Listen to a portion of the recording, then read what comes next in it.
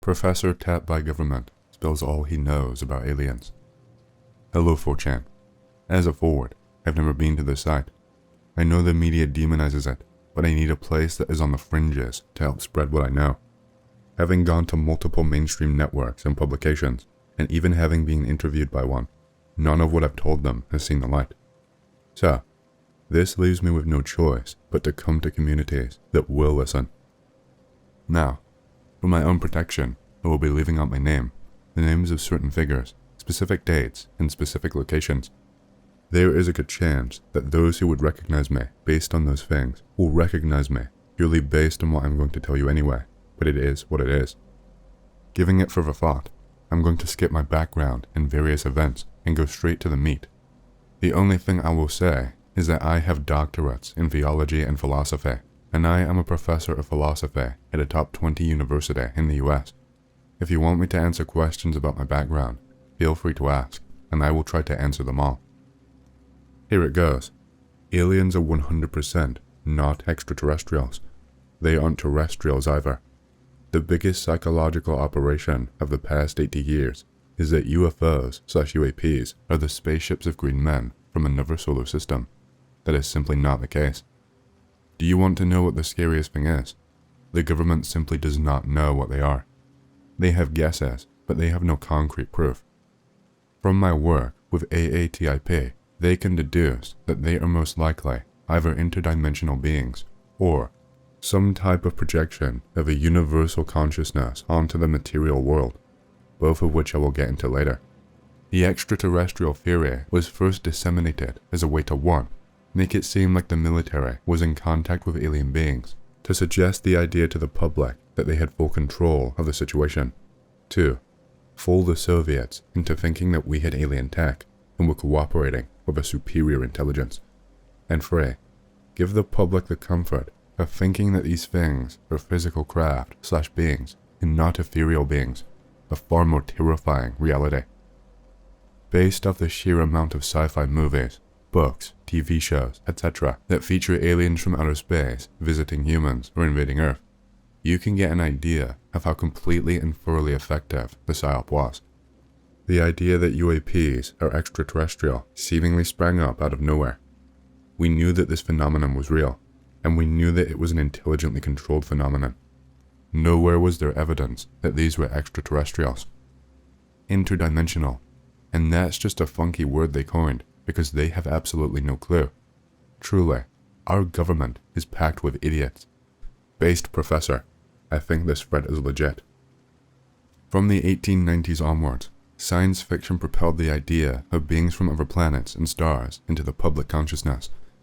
When the post-war UFO phenomenon began, the world was a place of rockets, jets, flying vehicles, atomic weapons, and the urge to head into space. It's only natural that this phenomenon, which had been around for millennia, became associated with space and beings from other planets during this time. As the government caught wind of the theory in the 1940s, they ran with it. It bought them time to figure out what it really was, while providing the benefits listed above. While science fiction has already existed for decades, the government, rather, factions in the government, accelerated the production of science fiction during this time and continues to do so. So, let's get into the interdimensional hypothesis. Without a doubt, there are multiple dimensions. That's pretty close to becoming a scientific fact. If there are other dimensions, there is intelligence in those other dimensions. While they don't occupy space in our dimension, they are in fact closer to us than we might think. It's a bit hard to explain this part technically, as I'm not a scientist.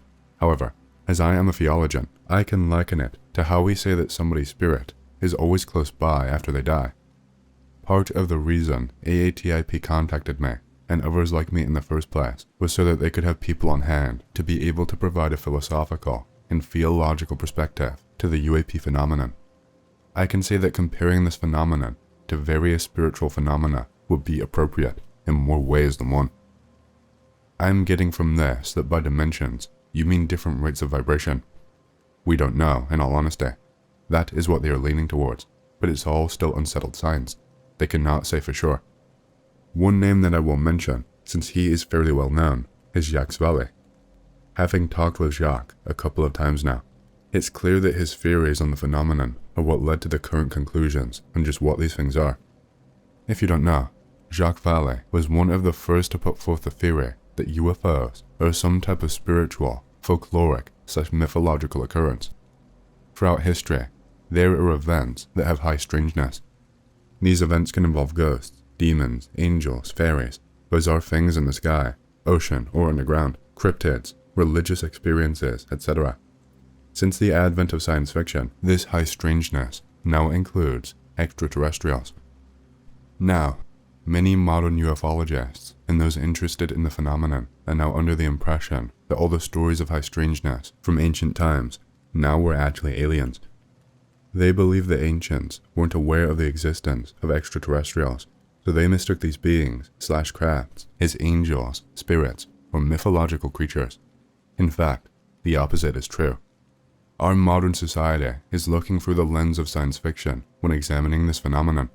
In fact, every culture throughout history has looked at this phenomenon through the lens of whatever the predominant pop culture of their time was. Thus, a religious society would see these as angels or demons. A folkloric society would see these as mythological creatures like fairies or elves. A space-age society would see these as beings from another planet, etc. You guys should put DMT to the test in a sciencey environment for this matter. One can literally perceive these extra dimensions, which are actually different vibratory rates. Your perceptual antenna shift, to put it in a way. This shit is common knowledge to the average shaman. It's literally like radio waves, coexisting in the same spatial place, but never interacting with each other, unless they do, like us with our tangible world. No, but another dimension is another dimension. Think about a square shadow on the ground, a 2D shadow of a 3D cube, 10 centimeters off the ground. And think about a round 2D shadow of a 3D sphere, 10 centimeters off the ground and 5 meters away from the cube. In the 2D, both shadows are 5 meters apart. In the 3D, both objects are 5 meters apart. But in between the 2D and 3D, they are only 10 centimeters apart.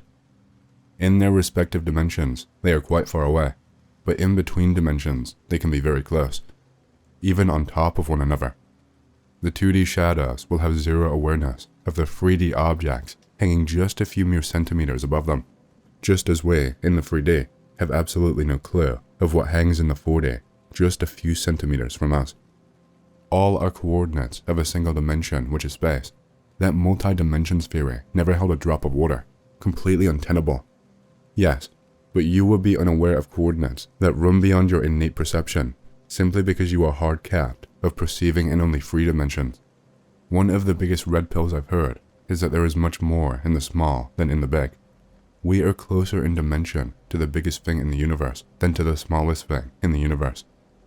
If instead of perceiving dimensions, you talked about frequency ranges, you will be 100% correct. It doesn't even have to do with size, but vibration only. But I see you understand it completely correctly. You're just using incorrect terms. Mathematics solves this. Things can only be real in the sense that we understand real to be, as in, is perceivable and can with confidence be said that coexist in a way where both the observer and the observed can still interact with each other. The whole conversation that we are having is constrained upon us human beings interacting with each other. So as human beings, we are bounded to perceive things happening, but only with our sensory organs. If one were to reduce the sensory organs in a system, say for example, by deriving formulas that capture the functionality of a system on a Planck length of time, then we are capable of modeling anything that happens on any plane of existence. We are just incapable of experiencing it. N-dimensional entities probably then exist with their own form of mathematics and are capable of modeling our human sensory system in terms of it accurately, and are probably in this bitch, utilizing our cumulative efforts to live by pushing us in different directions for their own fulfillment after figuring out how the system works. So if we were able to move things around in our minds, would that not mean that if our minds are capable of grasping and performing operations on multiple dimensions, like 1 + 1 = 2 directly, instead of being analogous to the accumulation of physical objects, 1 apple + 1 apple = 2 apple, then the entities that you talk about exist only within our minds and are trapped in biological bodies? Well, I don't know. It seems like if it's possible, then they would certainly have to be third-dimensional entities modeling things better than human civilization, for them to have metallic technology and traditions that are just better at pushing things in a particular direction. As human beings, our effect on the world around us on a large scale comes as a result of being able to rationalize and imagine two third-dimensional physical entities at once and how they would interact with each other. Like, we create organizations that are multi-dimensional entities to project power onto others. No, definitely. As a theologian, I have experienced some knowledge of various indigenous shamanic practices around the world. They definitely seem to be tapping into the same consciousness, /dimension, /reality, whatever you want to call it. Whether or not the beings in the UAP phenomenon come from these dimensions, which I would call inner dimensions, or an external dimension, I don't know, and I think the government is a far way off from knowing with 100% certainty for sure as well. That's what I'm telling you. I've been studying these topics for like 25 plus years as a very well-informed layman, if you want to call me that. I'm telling you, these are different vibratory modalities. We never interact, see, detect, bump, interfere, neither constructively or destructively, or feel them because we are tuned to specific ranges of vibration. Same as our matter. There are other states of matter in different radio stations. I was not surprised to hear professors of philosophy and theology were acquired as part of the program. That indicated to me that the government really was searching for answers. Are you familiar with the Vedic scriptures of Hinduism? Many stories speak of Vimanas, such as King Salva in the Bhagavad Purana. These craft were engineered by a race known as Danavas. The craft are commonly used by demons, but formerly called Asuras and Rakshasas. Many of the scriptures speak of other planets called Lokas that different races inhabit. However, Lokas may be inferring interdimensional regions in our universe. My current hypothesis is that the Greys are a manufactured, subservient, synthetic organic race of drones to carry out tasks on behalf of another race.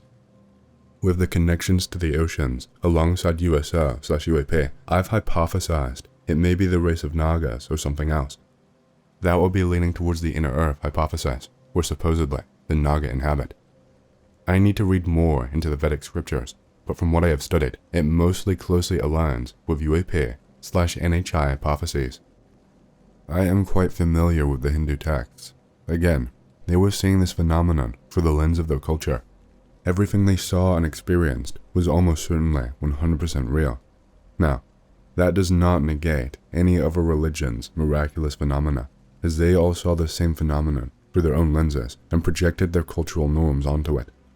Comparative religion is hugely important in understanding the phenomenon, as it can help us find what all religions have in common, and thus help us find the core of the phenomenon. We can better find out what parts of the phenomenon are specific to a certain culture, and which ones are common across the world. As with most people who become scholars of comparative religion, I have started to lean heavily into the tenets of Gnosticism. I can't help but see connections between Sophia and the reports of divine feminine archetypes across all cultures, as well as the modern UAP phenomenon as experienced by Chris Bledsoe, in which he has contact with an entity known as the Lady. As far as gray aliens, people may very well see them. As I said, the phenomenon seems to take the form of whatever the prevalent pop culture of the time is. If somebody who truly believes in grays experiences the phenomenon, they will most likely see it as taking the form of gray aliens. I personally don't think gray aliens are necessarily real in the sense of them being flesh and blood organic creatures, but I do believe they are one of the forms the phenomenon is taking in modern times. The way things take different forms could be a sign that they are beings that are created from our collective consciousness. For example, a psychic once said that Bigfoot is the same type of entity. It will appear and disappear because its existence is not solid. A man experienced this in another encounter story. He heard something moving outside his cab multiple nights in a row. It spooked him, so he put a board with nails under his welcome mat. He heard a scream, opened the door, and blasted his shit gun. It was a Bigfoot that flew apart into specks as the gunshot blasted. You really need to look into the Skinwalker Ranch. Great documentary. They found out that Bigfoot tends to show up in areas with alien sightings. They also caught on a camera that picked up certain types of light and a portal appeared, and some kind of entity that looked like an all-black werewolf crawled out. The universe could be reacting to us and change based on our perception. Atoms are really weird and change based on if they are being watched. I wonder if the dumbasses that conclude that we're in a simulation think that, because of our influencing that changed the universe, I wonder if the universe just shrugged and was like, okay, I guess I'll act like a simulation now after the movie The Matrix got into pop culture. Not that it is one, just anyone thinks so will find atoms that behave that way. Oh, I know people who are/were involved with Skinwalker Ranch. There are many places like it from what I've learned. But it is definitely an area of high strangeness where all aspects of the paranormal converge into one phenomenon, the phenomenon. Just like I said about ghosts, cryptids, angels, aliens, etc., all being part of the same phenomenon. Dr. Taylor from the TV show also worked with AATIP for a while, and he is fully aware of the accepted theories. He was on the scientific side of the research. Kind of relatable is the account of the tramper who was nearly killed by a Bigfoot. I did not save the link. I hope some anon has it. Tramper on a 3-day walk. Walks into a mirage bubble-like area on the track. Dry mountain environment changes to muggy jungle with jungle trees. Ape/Bigfoot waiting for him, grabs for his neck. Tramper realizes this last instance and walks backwards out of the mirage. Feels hand go for his neck. So terrified, runs back to car and gets out. Posts on a tramping forum. Same dimension situation. Might I add an alien saying they live close to the side? I never knew exactly what they meant, but it would be the same again. Why do you lean less towards a flesh and blood, material view of the phenomenon, and more so to those of J Valley? The claims of recovered UAP, NHI body/remains, and a reverse engineering program argues a strong objective view that makes me shy away from Valley. How can it be so subjectively trickster, ever-changing, or metaphysical if so many whistleblowers and testimonies revolve around claims of decades of similar tangible NHI/UAP materials recovered as evidence? By that, I mean all the, while obviously classified, scientific, empirically proven research and evidence conducted by government on NHI/UAPs that recovered. It's being gray aliens and metallic crafts over and over again claimed to be recovered. Surely they've done autopsies and testing of tissue and material samples that are evident and explainable from an objective, scientific point of view that has been again recurrent over decades. As I said, the biggest psyop of the past 80 years was convincing people that these are technological, craft-controlled extraterrestrials. The leaks and whistleblowers were in on the psyop. From what I learned, this was the biggest secret the government had while studying the phenomenon. Not that they had recovered craft or bodies, but that they didn't know what they were. Professor, I see what you mean now. This is a lot to unpack. It again raises doubt and distrust among many notable whistleblowers, especially in the last year. However, sowing such things is a part of the disinformation campaign's success, so I will avoid naming anyone or touching on this further. I'm not surprised the government still isn't certain what the phenomenon is. That's why they sought you and others out. I had some more questions. If following the Valley hypothesis, are you implying the government basically bit itself in the ass by selling the extraterrestrial cover-up narrative originally, and mass public belief has ironically manifested it now with the phenomenon? Is the extensive disinformation campaign now seeking to quell and ultimately have the topics of UAP and NHI vanish from public interest, or sway such towards a more benevolent narrative? If either, that would seem to diffuse their, government's, original mistake with the ET public narrative perhaps. If I'm thinking in the wrong direction, why the psyops with whistleblowers and their false narratives? Wouldn't any further spread of public interest and discussion of the phenomenon be more fuel to the fire? You know, I never really thought about the Valley perspective like that before. The belief in the phenomenon as extraterrestrials would definitely strengthen the appearance of the phenomenon as extraterrestrials. It will continuously feed it. The government will be biting itself in the ass in this case, since it would make it harder to identify just what is and add fuel to the fire, like you said. I don't have any insight into the strategies of the psychological operation, besides the fact that there is one, and that it entails convincing the public that the phenomenon is physical. Everything you say is true in that regard. I don't know why they would continue to fuel the fire, instead of letting it die out, to properly research it without any disguise. Very interesting point. Our whole reality, including time and space, might as well be a procedurally generated video game level. There is nothing outside. Outside does not exist. Places do not exist. When this higher intelligence wants to interact with us, it projects scenarios into the reality that we see to communicate its thoughts and ask us for feedback. Existence is just an experiment to see how we handle ourselves and each other one day at a time. Sometimes they let you see them, players extraneous to our visible reality, move their pawns out of sync with everything else outside of our time, or with temporal rewinds and resets, so it does give you an idea of what the nature of reality is. But the lie leads to resistance to information, non-acceptance of true reality. So if you are presented with the unfiltered truth, you will burn out. You will not be able to integrate what your senses tell you. Reality prevents this from happening to you if you can't handle it. This isn't far from the truth, from what I've learned. I'm leaning towards a universal consciousness projection explanation for the phenomenon, and everything you're saying fits that pretty well. This is actually the best take I've seen on this thread so far. Kudos. What is your opinion on this? Reality is a hyperdimensional hologram controlled by consciousness. There are other similar timelines or realities. Psychic abilities are real, including telepathy, remote viewing, levitation, telekinesis, astral projection, and teleportation.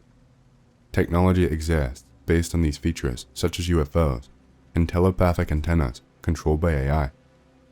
UFOs are electromagnetic, gravitic zero-point energy, levitation, and astral projection vehicles. Some of them are floating military labs with total reality domination technology. Telepathic AIs can read all 5 senses remotely, cause hallucinations, and remote control bodies. They are thought to use radio waves, scalar waves, quantum entanglement, or more. Some of the militaries of the Earth likely possess this technology. 3D aliens would have this technology and could be from this universe, another universe, or another timeline. Native hyperdimensional aliens are thought to exist. They could be natural holograms, engineered holograms, or AIs. They are considered to have full reality control. If they are AIs, simulation theory is possible. If this is a simulation, anything is possible for the aliens, and there is base reality. The hyperdimensional hologram I agree with to a degree. If you see a projection of the universal consciousness as a hologram, which I do, I also believe that the phenomenon / aliens are a projection as well. I also believe that psychic abilities are real. The other stuff, not so much. Like I said, I don't think the military has any craft or beings or alien technology. I know they don't, if everything I learned was true. Okay, bro. So you're just saying what everyone already knows if they read anything on the topic whatsoever.